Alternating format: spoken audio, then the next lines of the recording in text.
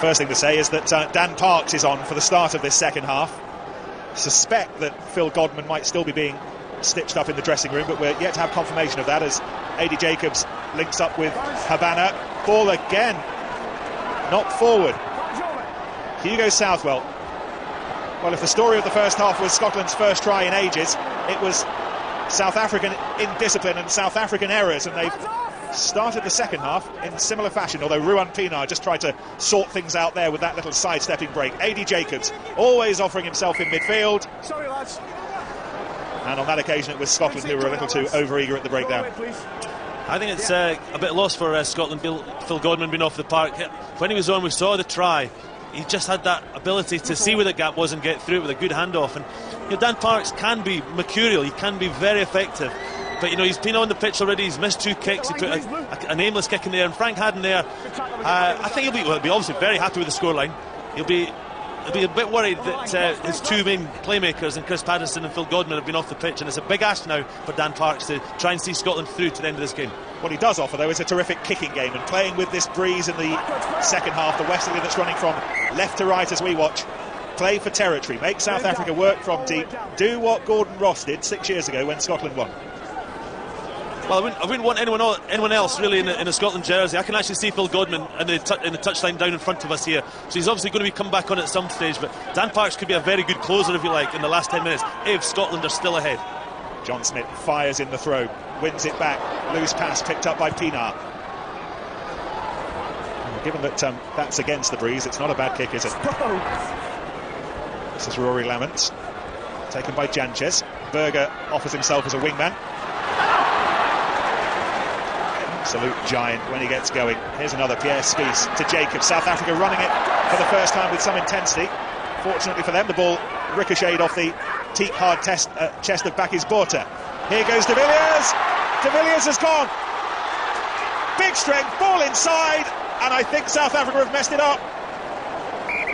What covering from the Scottish defence, what determination, but what a miss for South Africa and Jean De Villiers.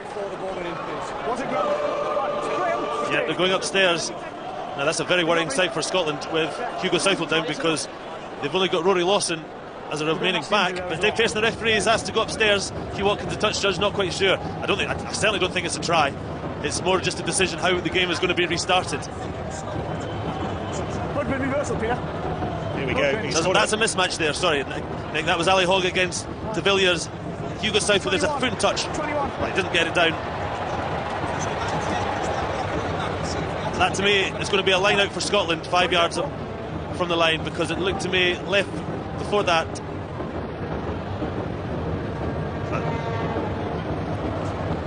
Let's have a look there. Yes. Left foot on the white line. Yes, that's what you're going to have to do. Thank you. In touch. No try. Television match official Graham Hughes joined the BBC's tea and biscuits in the trucks outside, confirmed what we saw. No try. And I tell you, we heard from Andy Irvine at half-time. Andy Irvine would have been proud of that covering tackle. There's still work to do, though, for Scotland. The ball's loose, and moment of concern. Victor Matfield not happy with what he's seen. Accidental offside, knock forward, scrum. No. Scotland are still in a bit of a hole here. They certainly are, but in years gone by, the Scotland scrum this close to the line would be a worry. But so far we've seen it's been pretty solid. Let's keep this space. Scotland need to try and keep South Africa out for as long as possible. Shoulder, give it target. It's been Springbok dominant at the start of this second half. Ewan Murray on the left, Ross Ford, a bright young hooker from Edinburgh in the middle, Touch, pause, engage. Alan Jacobson on the right, the loose head prop. The ball not in the scrum yet. Can you hear me? Front row go to ground. You can't hear me. You step back then. You step back. It's Ross Ford, 24-year-old, 24th cap, being mentored by Sean Fitzpatrick at the moment. And if you're a young hooker and you're looking for some advice, well, Sean Fitzpatrick isn't a bad guy to have the mobile number of, is he? And he's loving it as well, learning so much. Under pressure here, though. Solid scrum for South Africa. Pienaar cuts back inside. January being hassled by Hogg. Penalty, I think, against Scotland. It's coming. Juan Smith to ground. Pienaar fires the ball wide. De Villiers this time to Janches. A.D. Jacobs outside. The ball was knocked on, but they're going to come back for the earlier knock-on, for the earlier offside rather. And Well, there's a decision to be made here by the Boks and John Smith. 3 points are there to be taken, but I just wonder if they might fancy another scrum. No chance. 3 points every time. They've not played well. They need to get something on the scoreline. It's a guaranteed 3 points. And in many ways for Scotland, it's not a bad 3 points to concede, because at times there it looked like it could easily have been 5 or 7. And suddenly there'd been a huge amount of confidence streaming through the Springboks side. But Scotland it's been a poor first 5 minutes of the second half. They've just not had the ball. When they had it back, then they conceded it very quickly from the line out on their own line. So again, as I say, probably quite a good 3 points to give away. Kicking today, because South Africa aren't picking their overseas players on this tour. It might have been Butch James, the Bathfly half, giving the Boks their first points of the afternoon. Instead, it's Ruan Pienaar, who plays his rugby for the Sharks in Durban. And the Boks deserve that. They've bossed the start of this second half, and they've cut Scotland's lead to 7. Pienaar's penalty, Scotland 10, South Africa 3.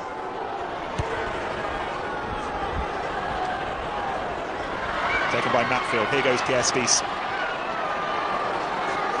Missed the World Cup last year because they found blood clots on his lungs. Some real concern about the health of Pierre Spies at one point. But he's a man of faith, and he says he now enjoys every day like he never used to enjoy it, and playing rugby is just an added bonus, really. But one of the great number 8s in world rugby at the moment, Pierre Spies. That injury certainly rocked the rugby world, because ligaments, broken bones, we're all used to them, and then suddenly something as serious as that came to a fellow player, and it made everyone think. Ford wins his 9th line out. Godman provides the link. Godman back on, by the way. That's fine. Blair to that man.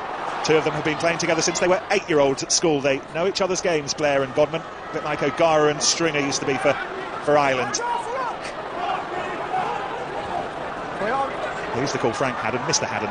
He was their teacher. This is Nathan Hines. Edinburgh pubs will be opening for as long as he likes them to be open this evening, particularly if they hang on to this lead. Hines, the man who scored the try that puts them ahead. He's prevented competition for the ball. As long as Scotland don't be as ill-disciplined as South Africa were in the first half, and so far we've seen a couple of penalties given away. It wasn't Nathan Hines that was penalised. I think it was Nick DeLuca, who just came in and went off his feet and tried to steal the ball off again. And to be fair to Dave Pearce, the referee, he's been consistent, because he pinged Springboks a few times in the first half. That's Frank Haddon. Under a little bit of pressure, I would have thought.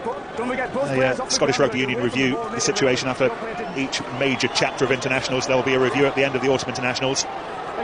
The two people either side of Frank Haddon there were Mike Brewer and Graham Steadman, the 2 coaches he's just appointed. So this is their second game, so they've only played a game and a half with that as a coaching structure, and I think we have to let them have a lot of time, or a bit of time certainly, to settle down. And we didn't see in that picture was Sean Lenine as well, who's a familiar face, in charge of Scotland's backs these days. He went to Argentina on the tour that they squared during the summer. Graham Steadman in charge of defence, and he'll be watching this particular passage of play very closely. January goes underneath the tackles. Skulkberger, this is Habana. Oh, John de Villiers was offering himself, just a hint of crossing perhaps there. Andy was certainly suggesting that. Here is Beeston Tawawera, cult figure back home. January to Murrayfield. South Africa just beginning to suggest that things are possible here. January again. Pienaar misses out. A.D. Jacobs finds de Villiers, and now this is Habana. But it was more crowded than a pub on Rose Street just then, and there was no way through. Now, it's not often that I agree with David Campese. I do it almost as a matter of course, disagreeing with him, but Habana's not had the brightest of games so far. He's shown a couple of fantastic flashes of great hands, and when he's linking the ball, but that's not normally what you think from probably the fastest player in world rugby. But Scotland will be delighted to see when he makes mistakes like this. Ross Ford just gets a good strong hand in there and dislodges it. You can see here Ross Ford gets his left hand in there, just pulls the ball. He's a strong lad, Ross Ford, and in many ways Scotland will not be too disappointed seeing Brendan Habana getting the ball in that sort of confined space. What I think everyone would be worried about when he gets in the wide open spaces. Ross Ford's had a good game, hasn't he? Another good game. Scottish hooker. Andy Robinson's first signing at Edinburgh, by the way. Andy Robinson now in charge of Scotland's A team, the former England coach. Southwell, that try-saving tackle on John de Villiers 5 minutes ago, and now launches the kick that has JP Peterson in a bit of a spin and relieves the pressure temporarily on the Scottish line. It's amazing how the rugby ball, shaped as it has, can sometimes just favour the team that's in front, because